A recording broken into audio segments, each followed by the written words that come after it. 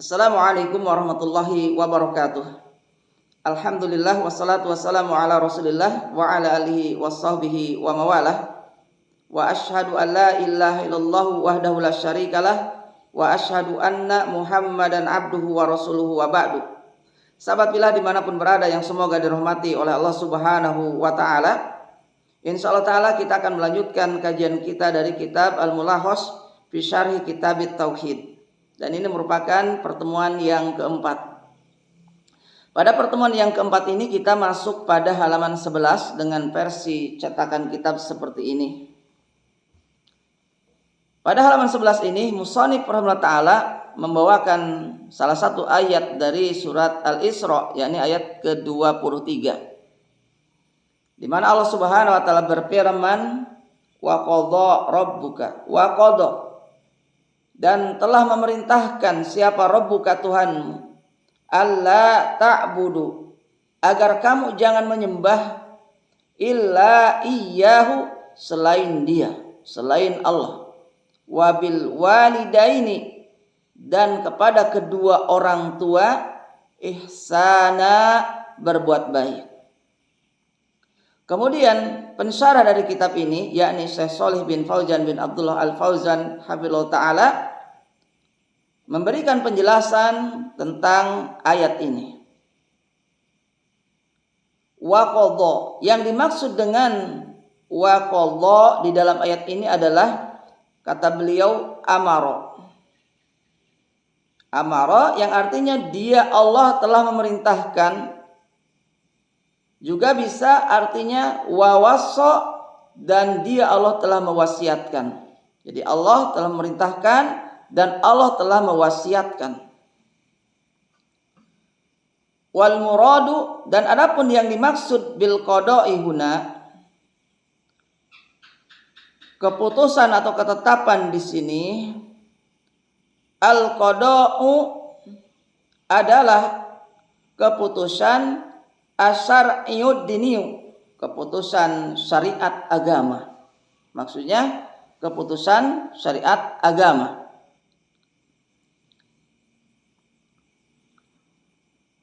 Lal qada'u, bukan merupakan qada atau keputusan al qadariyul kauni, takdir kauni.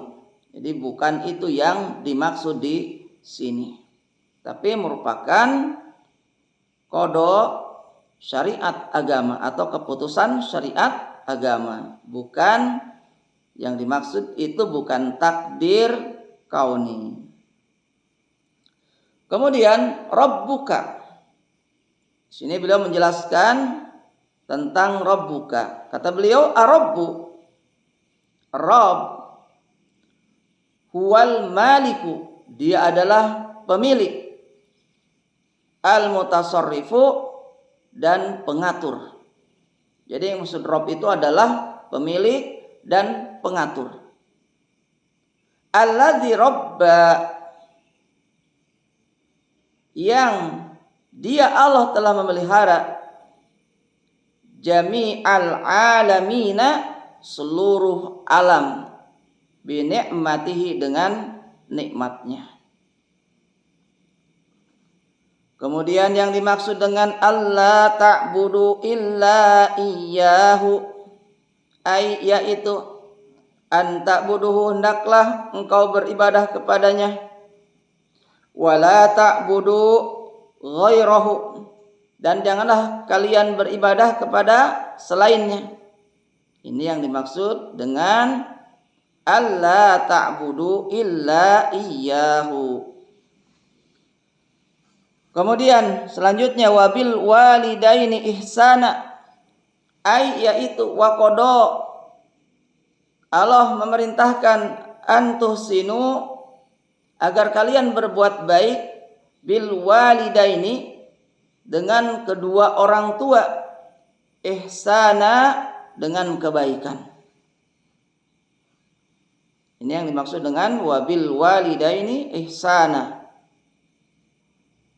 Kama sebagaimana qadha an ta'buduhu, sebagaimana Allah Subhanahu wa taala telah memerintahkan an ta'buduhu, hendaklah engkau beribadah kepadanya, wala ta'budu ghairahu, dan janganlah beribadah kepada selainnya. Ini yang dimaksud dengan wabil walidaini ihsana, yaitu perintah kepada kita supaya kita berbuat baik kepada kedua orang tua, dan perintah ini sebagaimana perintah Allah juga yang melarang untuk beribadah kepada selainnya. Kemudian al-ma'nal ijmaliyu, adapun makna secara global lil ayati, dari ayat ini, al-ikhbaru, telah mengabarkan atau ini merupakan kabar, anallah, bahwasannya Allah subhanahu wa ta'ala, amara, telah memerintahkan, wa wassa, dan mewasiatkan, ala al-suni, melalui lisan rasulihi, utusannya, an yu'bada wahdahu, hendaklah beribadah kepadanya semata, duna ma siwahu, dan bukan kepada selainnya, wa an yuhsina, dan hendaklah berbuat baik siapa al-waladu, yaitu anak, ila walidayhi, kepada kedua orang tuanya, ihsana, dengan kebaikan, bil qauli, kebaikannya dari ucapan, wal fi'li, dan perbuatan.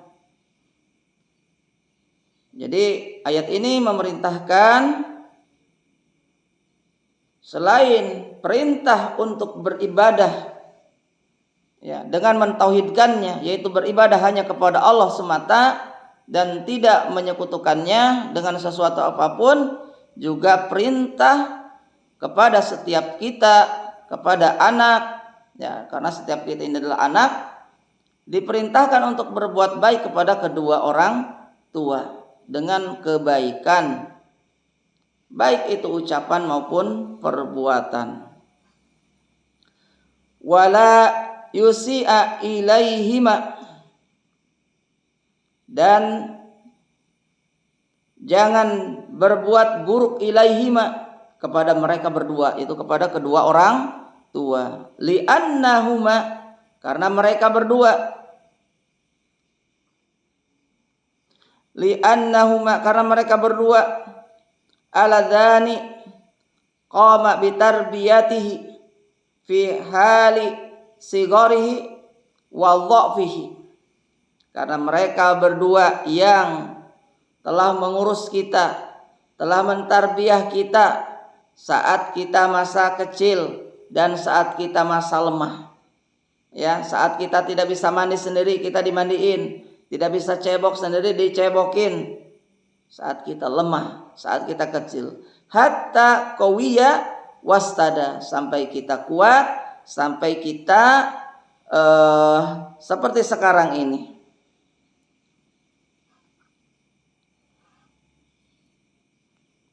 Ya, sampai kuat, sampai teguh seperti sekarang ini. Kita tidak memerlukan lagi perawatan dari orang tua seperti kita masa kecil. Kemudian mayustafadu, itu faidah-faidah minal ayati, dari ayat ini. Apa saja faidahnya? Di sini disebutkan anat tauhida, sesungguhnya tauhid atau bahasanya tauhid, huwa awwalu, yang merupakan awal atau pertama, ma, sesuatu, amarallahu, yang Allah perintahkan, bihi, dengan tauhid itu, minal wajibati, dari kewajiban-kewajiban.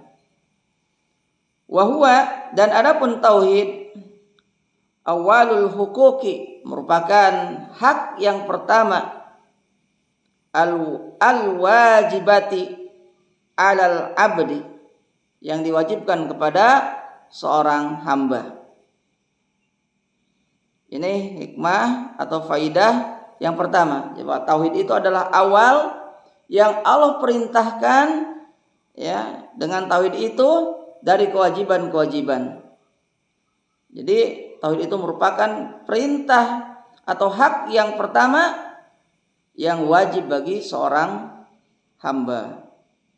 Kemudian yang kedua, ma fi kalimati la ilaha illallah. Adapun kalimat la ilallah minanafi, ini mengandung anafyu atau penapian, penolakan, peniadaan, wal isbati dan penetapan atau isbat. Nah, ini menjadikan rukun la ilaha illallah, yaitu ada nafi dan ada isbat. Nafi yaitu la ilaha, peniadaan, penolakan bahwa tidak ada ilah. Kemudian isbat ilallah, ya ini penetapan bahwa tidak ada yang disembah, tiada ilah, tiada yang diibadahi. Itu adalah namanya penafian, ya. Kemudian isbat itu ilallah, kecuali Allah. Ini menetapkan. Kemudian fafiha, maka di dalamnya dalilun, terdapat dalil atau petunjuk ala ana tauhida, atas sesungguhnya tauhid itu la yaqumu, tidak akan bisa tegak illa kecuali ala nafi wal isbati, ada nafi, ada isbat, ya. Ada penetapan, ada penolakan, ada penetapan. Menolak segala sembahan dan menetapkan hanya Allah. Kemudian nafyul ibadati, ya. Menafikan atau menolak ibadah-ibadah amma, dari apa-apa, siwallahi, selain Allah. Ini nafi namanya, ya. Jadi menolak ibadah-ibadah dari apa-apa selain Allah. Kemudian wal isbatiha, dan adapun penetapannya yaitu lillahi, hanya kepada Allah. Kama sabaqa, sebagaimana telah disebutkan terdahulu.